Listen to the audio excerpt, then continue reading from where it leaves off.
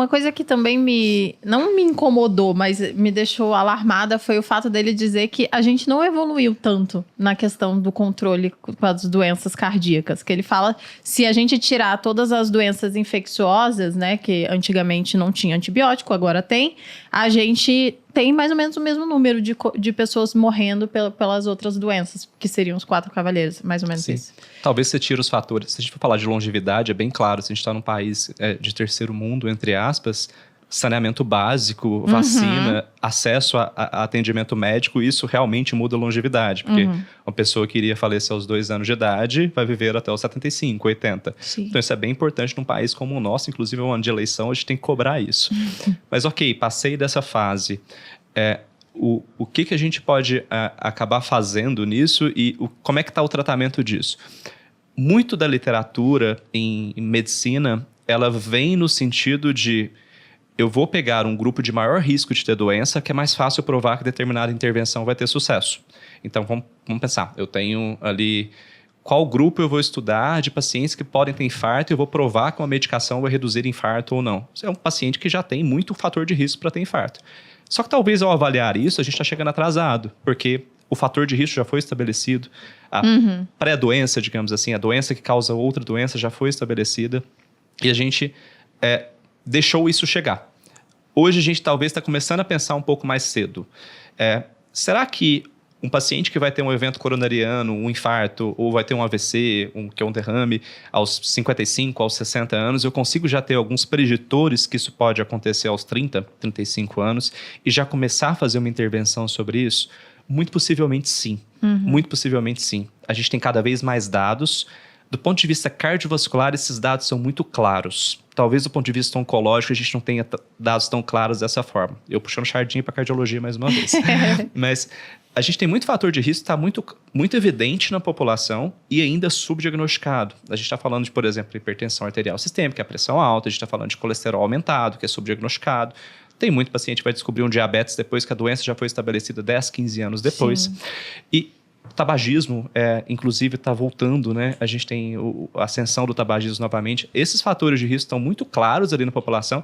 O Peter Attia fala até bem claramente ali, a gente tem 10 anos de perda de vida por causa de cigarro. É muita coisa, né?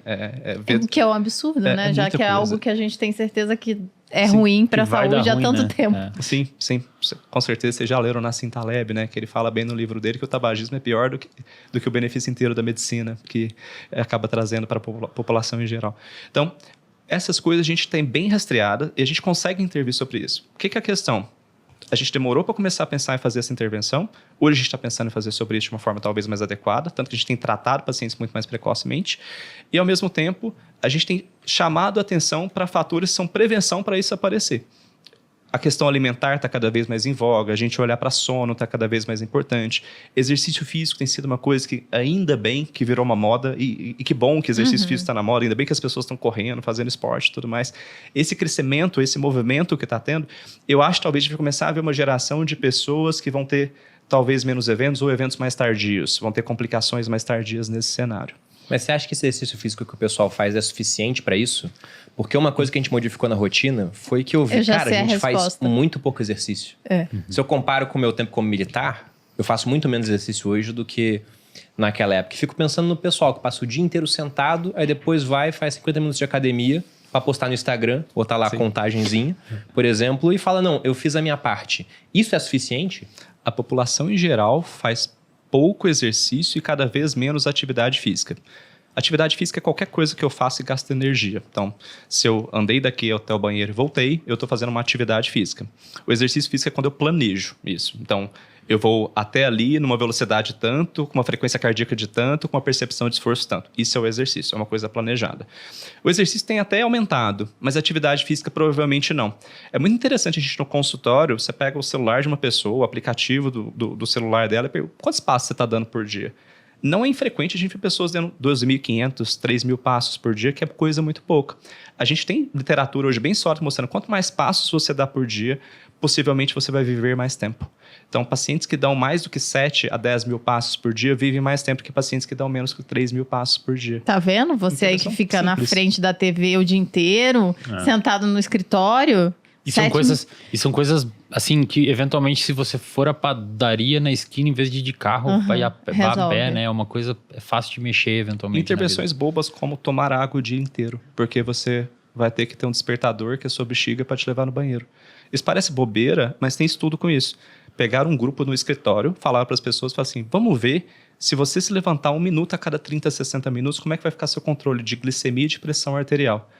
A pessoa que era orientada a levantar 1 a 5 minutos a cada 30, 60 minutos, melhorou o controle de glicemia e de pressão arterial. Caramba. Então, o dia a dia é muito importante da mesma forma.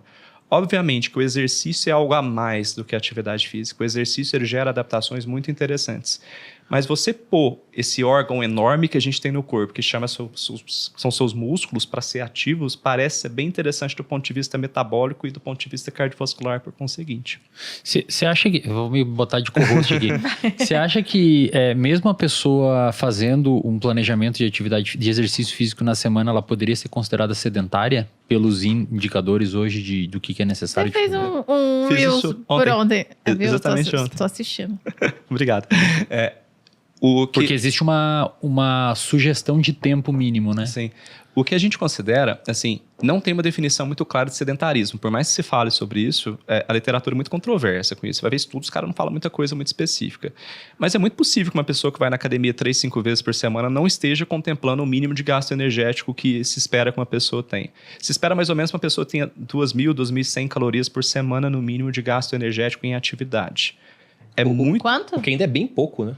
Uma pouco. semana? Seria 2.000, 2.100 em atividade física. Então, assim, ir na padaria, subir escada, conta nessa questão. Isso seria...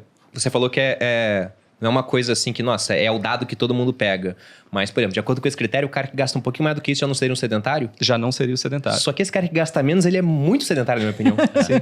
Cara, 2.100 calorias em 7 dias com atividade. E olha que interessante, você pegar a população com mais de 50, 60 anos no Brasil, que talvez seja a população com maior chance de ter desenvolvimento de doença cardiovascular, doença oncológica, seria câncer e questão de Alzheimer e diabetes, a gente está falando, se eu não me engano, os dados do Vigitel, que são os dados brasileiros, 50, 60% da população não contempla isso. Cara, então, muita coisa, muita coisa. Muita coisa, cara. Então, assim, a gente talvez viva numa bolha que as pessoas estão colocando ali a foto do reloginho. Inclusive, coloquei hoje, mas por não tem isso. Só pensar nos seus avós. Você acha que os seus avós, eles gastam mais do que isso? Gastam menos do que isso. Mas Porque eu tô pensando em pessoas de 30 anos, entendeu? Sim, é verdade. Se a pessoa de 30 anos gasta muito menos do que isso... Mas imagina o pessoal que trabalha na frente do computador. Talvez o home office foi uma coisa que mudou muito isso. Assim, como a pessoa está em casa o dia inteiro... Ela tem acesso à comida de aplicativo, ela consegue pedir no aplicativo uma coisa que ela ia comprar na farmácia, chega tudo em casa. Hoje a gente faz compra lá em casa pelo aplicativo. Sim. Minha esposa fala assim, vou fazer compras. Eu falo, você tá saindo? Não, eu acabei de fazer. E clicou no celular. Sabe? Eu falo, uau, eu sou meio leigo com essas coisas, eu não consigo fazer, mas ela consegue fazer muito bem. Então, isso facilitou muito a vida. Você deixou de, por exemplo, descer no seu prédio, carregar as coisas e chega isso para você na porta da sua casa. Ok, isso é ótimo. Mas se a gente não pensar numa estratégia para a gente talvez readequar isso, essa economia de tempo que a gente faz com isso não virar uma economia também de energia, provavelmente a gente vai começar a conversar sobre uma geração que talvez vai ter um pouco mais de complicação do ponto de vista de resistência insulínica, diabetes, doença metabólica e tudo mais.